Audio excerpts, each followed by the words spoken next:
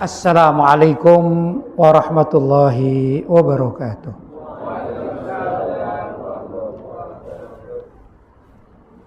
Alhamdulillah, wassalatu wassalamu ala rasulillah Sayyidina Muhammad ibn Abdillah wa ala alihi wa sahbihi wa man wala wa la hawla wa la quwata illa billah. Allahumma salli ala Sayyidina Muhammadin al-fatih lima uhlik wal khatim lima sabaq nasiril haqqi bil haqq wal hadi ila siratikal mustaqim wa ala alihi wa sahbihi haqqa qadrihi wa miqdarihil azim. Amma ba'd. Hadratul mukarramin, ma'asyiral habaib al-fudala, ma'asyiral ulama al-kurama, tuan-tuan, puan-puan yang dirahmati oleh Allah. Dan tak lupa akhina fillah walillah Al-Habib Alawi bin Mustafa Al-Haddad beserta dengan para habaib yang tidak bisa saya sebutkan satu persatu namanya tanpa mengurangi rasa hormat saya kepada beliau-beliau, karena belum tanya nama-nama secara benar, nanti salah sebut. Takut salah sebut. Tapi tetap kita sebagai anak-anak muda, kita akan senantiasa meletakkan para sesepuh kita, syiban-syiban kita adalah orang tua yang menjadikan kita ini mendapatkan rahmat dan hidayah dari Allah Subhanahu wa taala. Karena andai kata di tempat kita ini tak ada orang tua yang ahli sujud, tak ada orang tua yang ahli berdoa kepada Allah, niscaya Allah akan menurunkan bencana-bencana. Ada bencana banjir, bencana kebakaran, bencana gempa bumi dan lain sebagainya. Tapi berkat orang tua kita yang masih mereka menghadap Allah dalam keadaan sholat, berdoa, dan waktu mereka untuk hidup di dunia atau mencari maisha di dunia sudah pensiun, tinggal menghadap kepada Allah SWT, berdoa. Nah, ini berkat doa mereka inilah sebenarnya kita yang muda-muda itu punya pekerjaan jadi lancar, yang punya perniagaan jadi sukses. Ya, jangan dianggap itu adalah karya kita sendiri, bukan. Tapi tiada lain adalah karya para orang tua kita. Tanpa mereka berdoa, Allah bisa murka dan mengirim bencana. Lantas apa yang bisa kita lakukan? Na'udzubillahi min dzalik. Tuan-tuan dan puan-puan yang dirahmati oleh Allah, tadi sejenak saya mendengar apa yang disampaikan oleh Al-Habib Alawi tadi terkait dengan penguatan akidah Ahlu Sunnah wal Jamaah. Ada dua aliran yang disebut, yaitu aliran Wahabi dan aliran Syiah. Yang ini memang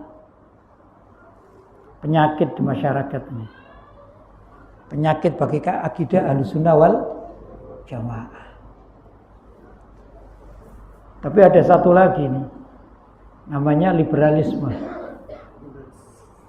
Sepertinya belum disebut tadi Habib ya. Ya, karena beliau sedang membahas tentang pendapat yang mengatakan Allah itu punya jisim, Allah itu punya tempat, Allah itu di langit. Ya, itu sedang pembahasan beliau. Jadi terkait dengan Islamofobia, fobia terhadap Islam terlupakan, terlewatkan. Saya melengkapi insyaallah nanti. Jadi malam ini kita perlu juga memahami bahwa musuh-musuh Islam itu tak sedikit, ya. Musuh-musuh Islam itu banyak. Tapi Islam tak akan punah. Islam tak akan luntur. Islam tak akan lenyap dari muka bumi, karena Allah yang menghendaki Islam itu menyebar di seluruh dunia. Ya, ini keyakinan kita.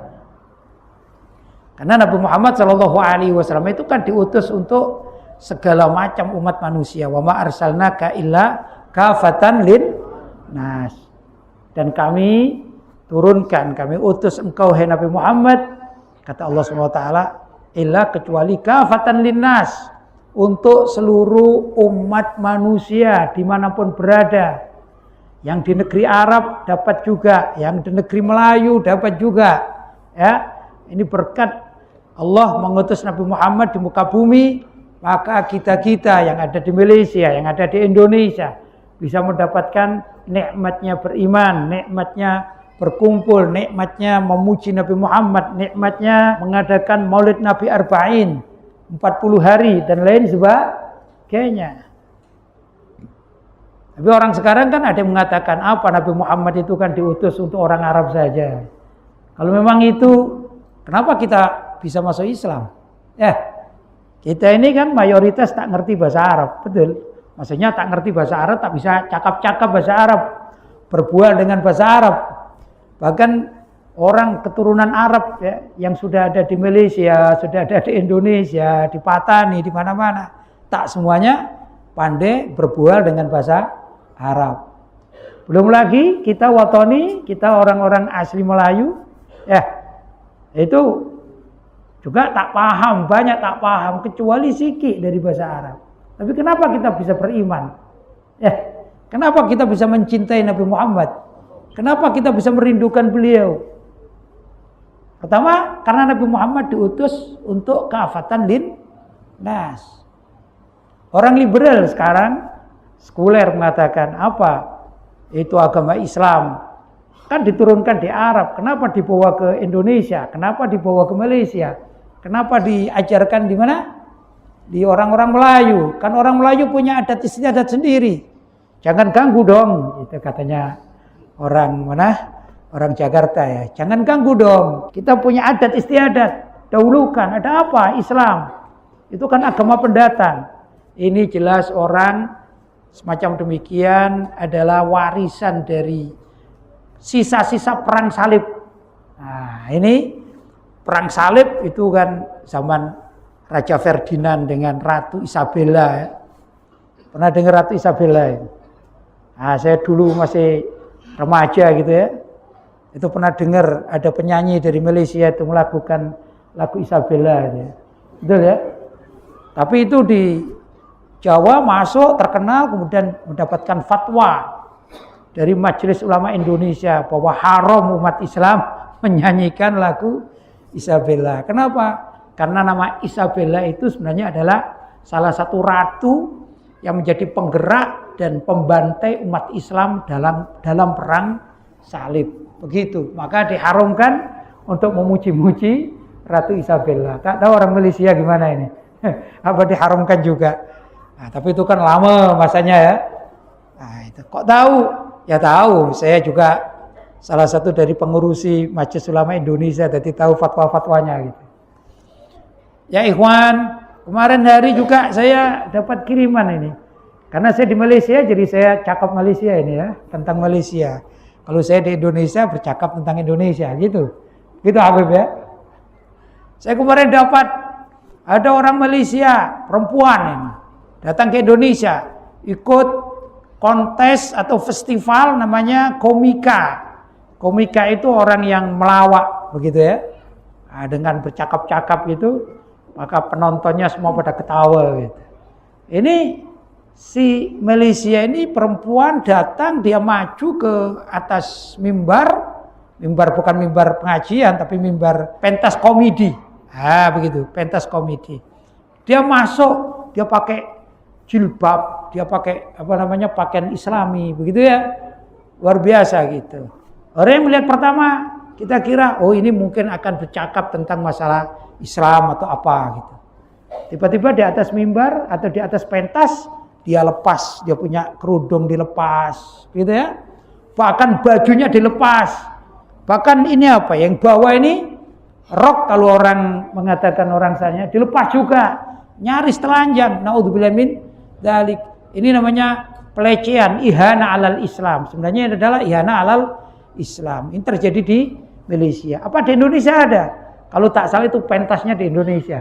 Jadi kerjasama dalam kemaksiatan. Na'udzubillah min dzalik. Itu semuanya tiada lain adalah orang-orang yang warisan. Saya katakan warisan dari dulu perang salib.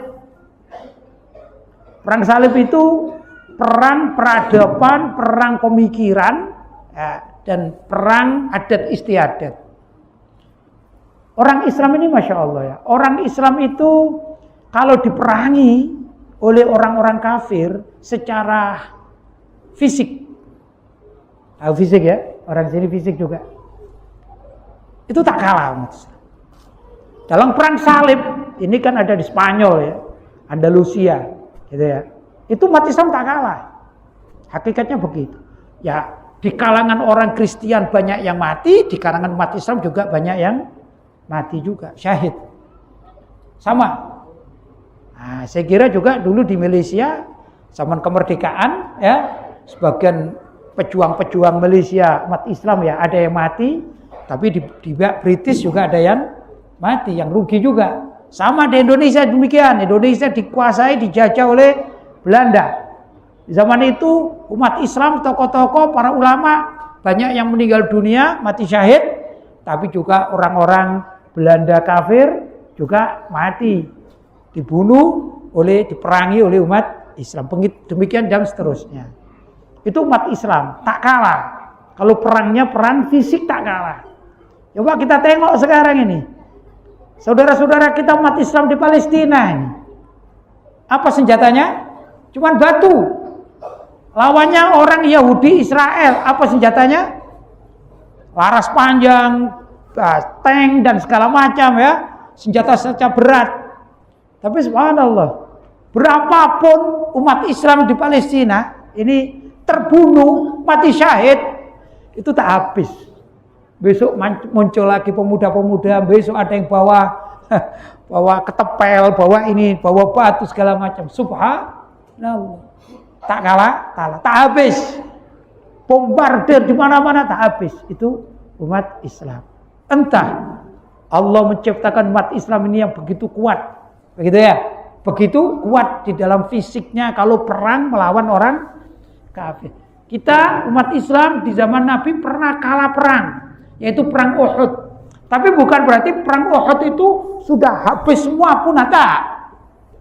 Dikatakan kalah itu karena tak menang. Ya, dikatakan kalah karena tak menang. Tapi tetap umat Islam masih jaya dan bisa pulang kemudian menyusun kekuatan. Sampai akhirnya terjadi beberapa perang lagi yang akhirnya selalu dimenangkan oleh umat Islam. Jadi kekalahan umat Islam itu adalah cobaan dari Allah SWT. Mungkin saat itu umat Islam lagi merasa kuat, maka ada sikik rasa kesombongan, maka Allah berupaya menurunkan perasaan itu dibersihkan dengan kekalahan. Maksudnya kekalahan di sini tak menang. Tak menang. Korban sama-sama ada korbannya. Dari kafir ada korban, dari umat Islam ada yang mati syahid. Demikian dan seterusnya. Ya ikhwan, perang salib ini menyisakan suatu permasalahan yang pelik bagi kita ini. Sampai sekarang pun menjadi satu PR atau satu pekerjaan bagi kita. PR itu orang Indonesia namanya pekerjaan rumah, ya, PR. Begini. Tokoh-tokoh kafir di kalangan tokoh-tokoh perang salib gitu ya, saat itu berupaya untuk merampas kitab-kitab keilmuan umat Islam. Jadi karya para ulama yang saat tersebut sebenarnya adalah sangat banyak itu. Dirampas dan setiap kitab yang dirampas ini ya dibuang ke laut. Jadi berapa ribu kitab umat Islam yang dibuang ke laut. Bahkan digambarkan dalam perang salib itu seakan-akan ini tumpukan kitab ini menjadi dermaga, tempat bersandarnya perahu atau kapal. Kenapa? Ya terlalu banyak kitab yang dibuang. Maka ilmunya umat Islam pun dirampas. Dulu ada ilmu namanya Syekh Al-Jabbar. Nah, itu akhirnya diadopsi oleh orang barat, diberi nama matematika, aritmatika. logaritma dan segala macam ya. Nah, itu asalnya milik Syekh Al-Jabbar, Abdul Jabbar maksudnya ya. Itu milik umat Islam, ulama kita. Ada juga seperti Ibnu Sina yang punya ilmu kedokteran. Akhirnya dirampas, maka seakan-akan zaman sekarang yang namanya pengobatan kedokteran modern itu datangnya dari barat. Padahal ini adalah hasil rampasan ilmunya umat Islam. Begitu dan seterusnya. Nah, sejak itulah istilah Islamophobia, yaitu benci kepada umat Islam, tertanam pada orang-orang di luar Islam. Ya, tertanam. Di barat ini macam-macam umat Islam yang ditindas. Begitu ya. Kalaupun ada sekelompok orang, misalnya di situ 100 orang kafir, paling umat Islamnya cuma 2 dari 100 orang. Dan itu pun umat Islam di barat mulai zaman dahulu kala selalu mendapatkan rintangan, ditindas. Masih ingat dulu di Denmark ada karikatur gambar Nabi Muhammad SAW. Ingat ya? Seperti itulah yang dilakukan oleh orang-orang kafir dengan berbagai macam cara. Nah, ya ikhwan, tapi apa yang terjadi? Semakin umat Islam ditindas, maka Allah SWT justru mengutus orang-orang para dai untuk berangkat ke negeri-negeri barat. Sekarang ini ulama-ulama yang berada di negeri barat semakin banyak, masjid-masjid semakin makmur. Begitu. Kenapa? Karena Allah yang menginginkan seperti itu. Dan Nabi Muhammad itu diutus untuk segala umat manusia. Wa ma arsalnaka illa kafatan lin nas. Subhanallah. Ya. Jadi kalau ada orang yang kalau ada orang ini, unik ini, kalau di Indonesia, ya mungkin juga di Malaysia mungkin ada ya, namanya Islamophobia. Orang Islam tapi tak suka dengan agama Islam. Namanya apa? Islamophobia. Fobi itu anti terhadap Islam. Gimana gambarannya? Ya kalau dia seorang pembicara, maka dia akan mengatakan, ada apa kalian belajar Islam? Orang yang hadir di majelis macam ini ketinggalan zaman. Ya, mau kaya bagaimana? Kalau setiap hari pergi ke majelis arba'in, maulid, mau kaya dari mana? Itu mereka. Karena itu tak perlulah datang maulid Nabi. Kita bekerja. Ya, ada yang tak suka maulid Nabi, mengatakan maulid Nabi bid'ah. Kata Habib Alwi tadi. Tapi ada juga orang tak suka maulid Nabi, katanya orang yang pergi ke maulid Nabi itu mengeluarkan ringgit. Akhirnya uangnya habis untuk gitu-gitu aja, katanya. Ini mereka tak paham bahwa semua ini yang menata, mengatur adalah Allah Subhanahu wa ta'ala. Semakin maulid itu dipersempit, semakin tumbuh. Sebelum corona, COVID, saya sudah masuk ke Malaysia kemana-mana ya. Mungkin sekarang kalau dihitung-hitung sudah 7 tahun lepas. Cuman libur cuti COVID 2 tahun cuti ya. Jadi tak masuk ya, 2 tahun cuti COVID tak masuk. Nah, saya waktu datang ke sini memang bukan musim Maulid Nabi. Tapi belum marak Maulid Nabi Arba'in. Itu belum marak, belum banyak yang melakukan. Sekarang di mana-mana sudah mulai banyak dilakukan oleh kita-kita, betul ya. Bahkan saya juga mengikuti berita-berita bagaimana ada satu tempat yang di situ semuanya ini dikatakan adalah orang-orang yang mengharamkan Maulid Nabi, satu wilayah. Saya juga sudah sampai di sana. Saya tahu juga lah perkembangan Malaysia karena sudah lama keluar masuk Malaysia. Tapi alhamdulillah apa yang terjadi ya ikhwan? Memang Maulid Arba'in atau 40 hari itu tak dilaksanakan setiap saat. Tapi saya pergi kemana-mana, ke rumah penduduk, ke masjid, ke surau, ke ini dan segala macam. Selalu dibacakan Maulid Nabi Muhammad Sallallahu Alaihi Wasallam. Dan sekarang ini di negeri-negeri barat ya ikhwan, Maulid Nabi ini justru lebih ramai daripada tempat-tempat kita, bahkan lebih ramai daripada di negeri-negeri Arab sendiri. Aneh kan? Ya, semakin ditekan umat Islam, semakin ramai.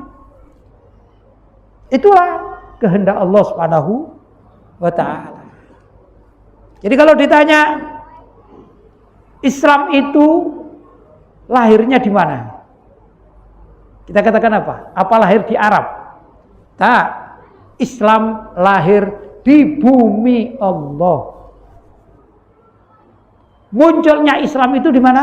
Di bumi Allah. Ya, karena munculnya Islam di bumi Allah, Nabi Muhammad pun diutus di mana? Di bumi Allah. Memang Nabi Muhammad itu dilahirkan di negeri Arab, tapi risalahnya Islam itu bukan diperuntukkan hanya untuk orang Arab, tapi untuk kafatan linnas. Ya, kalau orang kafir anti Islam, ya orang kafir. Orang kafir adalah orang yang tidak percaya tentang ketuhanan Allah, atau tidak percaya dengan syariat yang diturunkan oleh Allah, difardukan oleh Allah. Atau orang kafir itu adalah orang yang mengingkari kenabian para nabi, khususnya Nabi Muhammad sallallahu alaihi wasallam. Maka mereka mengingkari, maklum orang kafir. Yang lucu, yang tak masuk akal, tak rasional, ada orang ya, kartnya ini beragama Islam. Kalau orang Indonesia namanya KTP, kartu tanda penduduk, ya. Kalau sini apa namanya? Kad pengenalan. Kad pengenalan tertulis nama fulan, agama Islam, tapi anti sama Islam. Ini apa ini? Ini adalah orang-orang yang warisan dari perang salib. Ini sama saja dengan siapa? Raja Ferdinand dan Ratu Isabella yang anti Islam. Dia beragama Islam, tapi dia anti-Islam. Kalau tadi kata Habib Alwi tadi, ada orang yang karet pengenalannya beragama Islam, tapi tak suka sama Nabi. Betul? Tak suka sama Nabi. Yaitu orang-orang Wahabi itu ya. Tak suka dengan maulid Nabi. Ada juga karet pengenalannya itu beragama Islam, tapi musuh dan benci kepada sahabat-sahabat Nabi bersama para istri Nabi. Siapa mereka? Orang-orang Syiah. Yang ini, yang ketiga ini, dia beragama Islam dalam karet pengenalannya, tapi dia anti-Islam. Seakan-akan Islam dianggap ini agama penjajah. Na'udzubillah min dzalik. Jelas orang ini kufur terhadap ayat wa ma arsalnaka illa kafatan linnas. Tidaklah kami Allah di sini, tidaklah kami Allah mengutus engkau, hai Nabi Muhammad, illa kafatan linnas, kecuali untuk seluruh alam semesta. Nabi Muhammad tidak diturunkan untuk orang Arab saja, bahkan tidak diturunkan untuk manusia saja. Tak. Tapi Nabi Muhammad diutus untuk seluruh dunia, bahkan juga dalam kehidupan dunia jin pun Nabi Muhammad diutus sebagai rasul di sana, ya. Karena itu dikatakan wa ma khalaqtul jinna wal insa illa liya'budun. Allah SWT berfirman, wa ma khalaqtul jinna wal insa, tidaklah aku utus, tidaklah aku ciptakan jin dan manusia illa liya'budun, kecuali hanyalah untuk menyembah aku, kata Allah SWT. Berarti apa? Bangsa jin pun wajib masuk Islam. Jadi Nabi Muhammad itu adalah Nabi yang luar biasa. Jangkauan dakwanya bukan sekedar di negeri Arab, tapi juga di seluruh penjuru dunia. Bahkan bangsa jin pun wajib beriman kepada Nabi Muhammad Shallallahu Alaihi Wasallam. Karena itu kita yang sudah beragama Islam perlu kita jaga. Sekarang ini pemurtatan, upaya-upaya memurtadkan umat Islam itu banyak sekali. Cara, metode, ya ini banyak sekali. Tadi disampaikan termasuk orang yang berupaya menyesatkan orang-orang Islam, yaitu menyembah Allah tapi berasumsi, berpikiran bahwa Allah itu punya jasad, Allah punya muka, Allah punya tangan, ya, Allah punya kaki, Allah sekarang duduk di atas langit. Begitu kata mereka. Ini penyesatan. Kalau tadi Habib Alwi mengatakan, loh kalau begitu bagaimana kita umat Islam yang sholatnya menghadap kiblat? Apa kita juga dituduh menyembah Ka'bah? Tak begitu.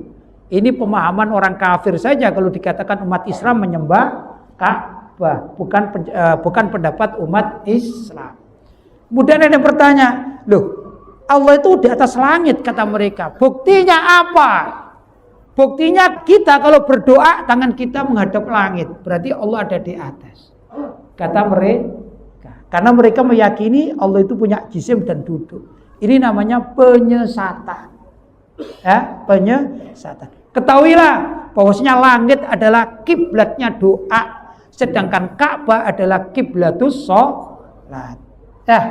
Langit adalah kiblatud doa, kiblatnya doa, dan Ka'bah adalah kiblatnya sholat. Orang sholat menghadap Allah. Betul? Kita kalau sholat menghadap Allah, tapi menghadapnya kiblat, dan Allah tidak berada di dalam Ka'bah. Itu tadi kan. Dan tatkala kita berdoa menghadap ke atas, bukan berarti Allah ada di langit. Sama dengan kita sholat menghadap Ka'bah, kita berdoa kiblat kita adalah langit. Kok bisa? Ya karena Nabi Muhammad pun semacam itu berdoa dengan mengangkat tangan menghadap langit. Karena kiblatnya doa adalah langit. Bukan berarti Allah berada di atas langit. Nah ini juga termasuk pemahaman yang luar biasa tadi kita dengarkan ya. Nah itu penyesatan namanya. Penyesatan. Itu satu. Siapa melakukan? Orang-orang Wahabi, orang-orang Salafi yang melakukan seperti itu, ya. Naudzubillah min dzalik. Yang kedua, saya punya buku ini. Buku ini juga penyesatan. Judulnya Illa Ali. Judulnya itu Illa Ali. Apa arti Illa Ali? Kecuali Ali. Ini adalah keyakinan orang Syiah. Orang Syiah itu mengagungkan Sayyidina Ali, bukan sekedar mengagungkan biasa, tapi menuhankan Sayyidina Ali bin Abi Thalib radhiyallahu taala anhu. Kalau kita mengagungkan, kita memuliakannya, tapi kita tidak menuhankan. Jangankan Sayyidina Ali. Sayyidina Ali itu siapa sih? Menantu Nabi, sepupu Nabi. Ya. Dan mulai kecil dirawat oleh Nabi. Itu Sayyidina Ali. Bahkan Rasulullah pun yang seagung-agungnya manusia, kita letakkan sebagai manusia, bukan sebagai Tuhan. Kita mengagungkan Nabi Muhammad luar biasa. Tapi makom Nabi Muhammad bukan makom uluhiyah, bukan makomnya ketuhanan, tapi makom makhluk. Tapi kita mencintai beliau, dan kita yakin kecintaan kita dan pengagungan kita kepada beliau bukan untuk menuhankan. Betul kan? Ya. Ini orang Syiah lain dengan kita. Agamanya tertulis Islam, tapi Islamnya Islam Syiah. Punya buku namanya Illa Ali. Terjemahannya kecuali Ali. Apa itu kalimat Illa Ali? Kita juga mengaji Al-Quran, ada ayat kullu syai'in halikun illa wajhah. Itu artinya kan segala sesuatu itu pasti akan rusak, terutama kelak di hari kiamat, illa wajhah, kecuali zat Allah. Kalau menurut Imam Bukhari radhiyallahu ta'ala anhu, beliau mengatakan takwilannya illa mulkah, kecuali kerajaan atau kekuasaan Allah. Tapi sebagian ulama Ahlussunnah wal Jamaah lebih memudahkan illa wajha, yaitu kecuali zat Allah, al-wajhu wa zat. Ya sudah, berarti Allah tak rusak. Kan begitu ya? Itu keyakinan kita umat Islam. Oleh orang-orang Syiah dirubah itu. Kullu syai'in halikun illa Ali.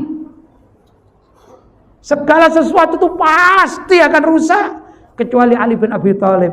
Jadi menurut mereka Sayyidina Ali bin Abi Thalib khalifah keempat bagi umat Islam dianggap setara, bahkan itulah zat Allah. Naudzubillahi min dzalik. Lantas apa bedanya dengan orang-orang Kristen mengatakan Nabi Isa adalah Tuhan, Nabi Isa adalah anak Allah, dan ini juga sama, Sayyidina Ali adalah apa? Zat Allah. Apa bedanya? Sama-sama musyrik.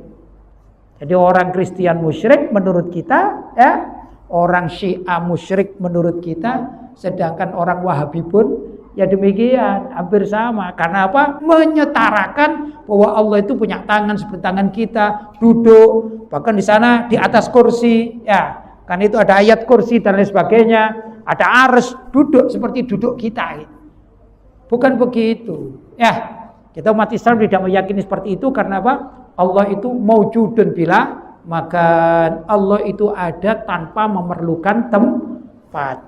Bagaimananya kita pasrahkan kepada Allah, kita tauhid, ya. Bagaimananya enggak ada. Takyif itu artinya bagaimana menurut akidah Ahlussunnah wal Jamaah enggak ada.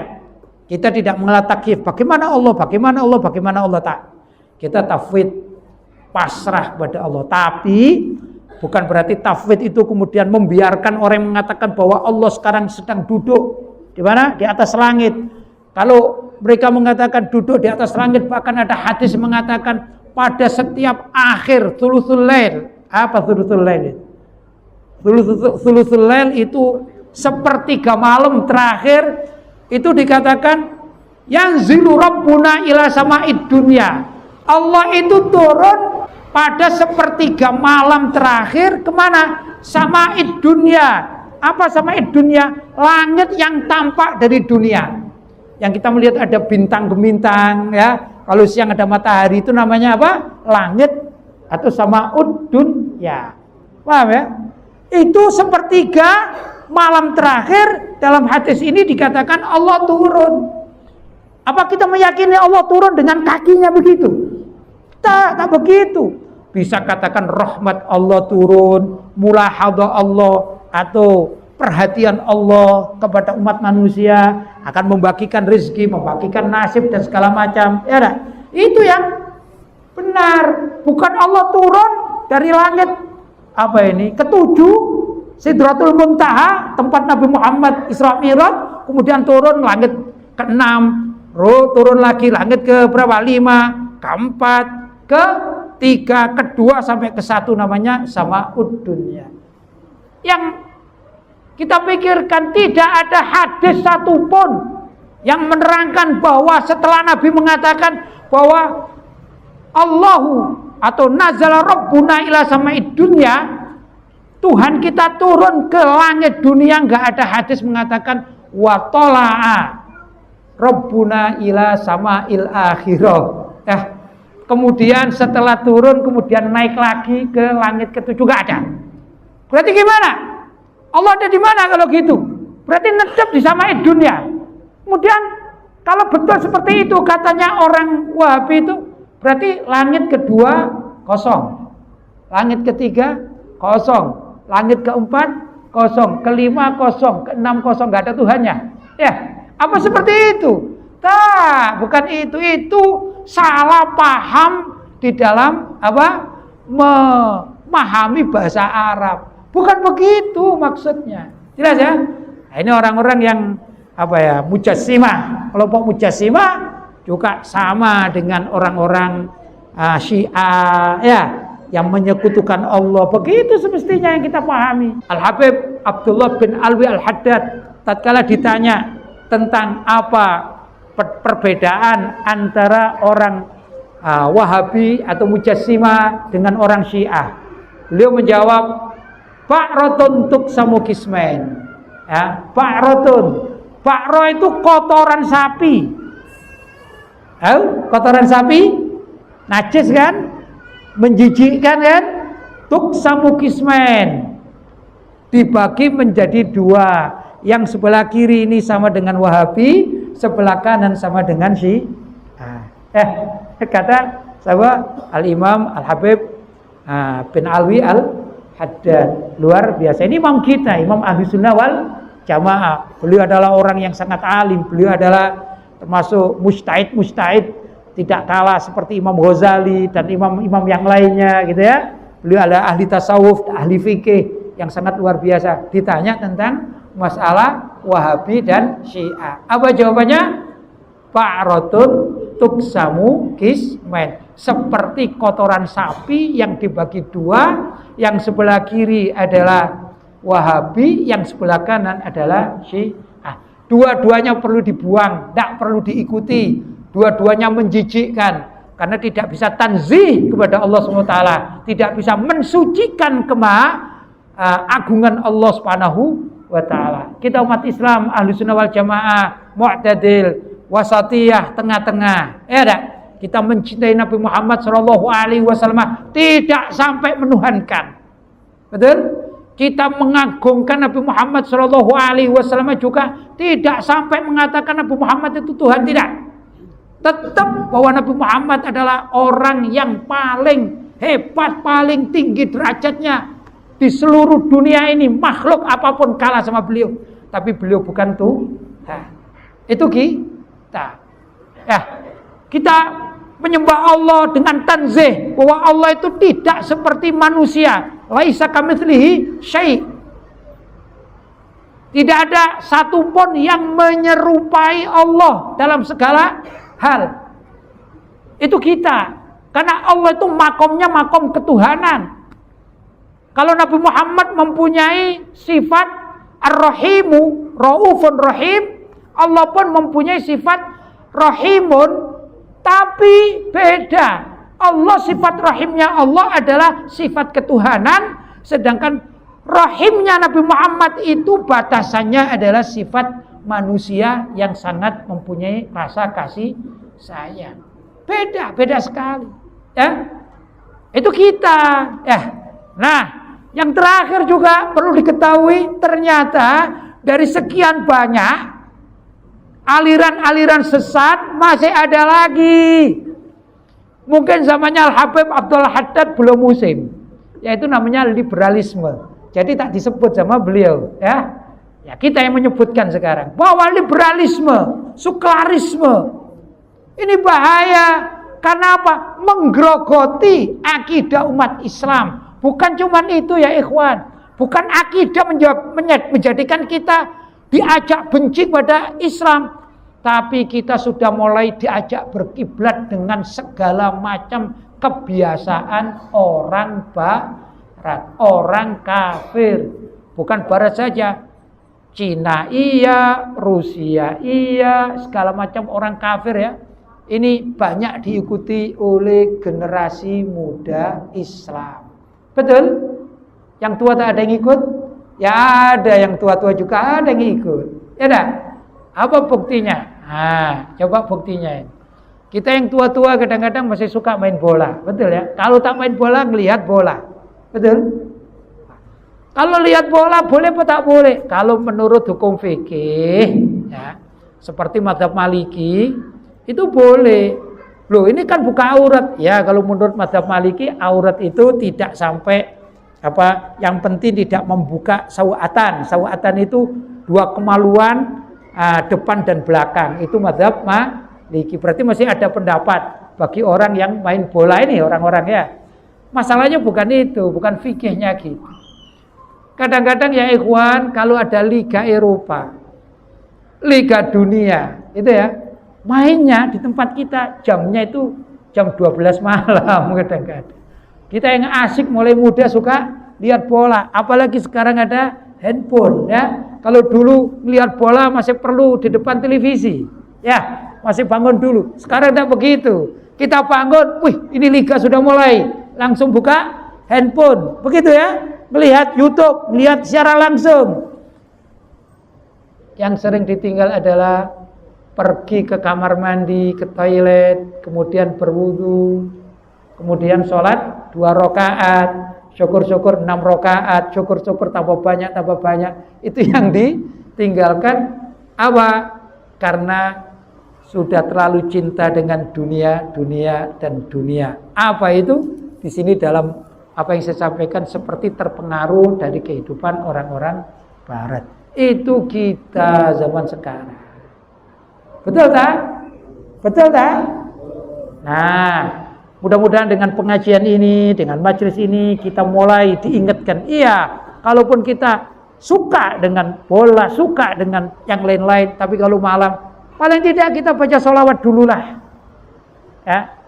Subhanallah, bangun, ya Allah, saya kok malas mau sholat malam, kok malas ya. Ya paling tidak duduk sejenak, kalau ke toilet misalnya ya, habis buang air kecil, kencing lah begitu, kembali lagi mau tidur, baca sholawat lah. Allahumma sholli ala sayyidina Muhammad, Allahumma sholli ala sayyidina Muhammad. Baca istighfar lah. Astaghfirullahaladzim, astaghfirullahaladzim. Baca tasbih, subhanallah bihamdi. Begitu ya. Tapi kalau langsung buka handphone, lihat liga, itu kalau liga. Belum lagi yang lain-lain, lagu-lagu, lagu barat, lagu ini, lagu segala macam. Ya. Lagu India, ada juga suka lagu India. Pasti ada ya. Ada kan? Apa itu dulu ada yang terkenal lagu Kut Jaya atau apa itu ya? Ada pokoknya gitu. Tahu lah saya. Itu kita zaman sekarang. Karena apa? Ini ada setannya ini namanya. Setan apa ini? Setan kotak kecil. Setan kotak kecil. Kalau televisi itu setan kotak agak besar, sulit dimasukkan saku. Kalau ini luar biasa, setan mengganggu di saku kita. Itu kalau saku agak bawah lumayan. Sekarang setannya ditaruh di dada, saku begini. Ya, jadi setannya ditempelkan di dada. Itu zaman kita. Betul tak? Betul tak? Ya. Kalaupun itu memang kita terpaksa seperti itu, tapi jangan lupa zikir kepada Allah, aktif hadir majelis maulid, ya, aktif zikir kepada Allah, mohon ampun kepada Allah. Itu sisa-sisa hidup kita isi dengan yang demikian positif. Ya ikhwan, mudah-mudahan siki yang saya sampaikan ini bisa menggugah kita, bisa juga menjadikan kita sadar, kita ingin senantiasa mendapatkan perlindungan dari Allah Subhanahu wa taala, dan juga nadrah dari Nabi Muhammad sallallahu alaihi wasallam, juga telah oleh Allah Subhanahu wa taala dibersamakan ma'an nabiyyin was-siddiqin wasyuhada was-shalihin wa hasuna ulaika rafiqa, dzalikal fadlu minallah wa kafa billahi alima. Barangkali itu sedikit yang dapat saya sampaikan. Mungkin ada hal-hal yang kurang tepat, saya mohon maaf yang sebesar-besarnya. Hadza ma aqulu lakum wal afu minkum. Wassalamualaikum warahmatullahi wabarakatuh.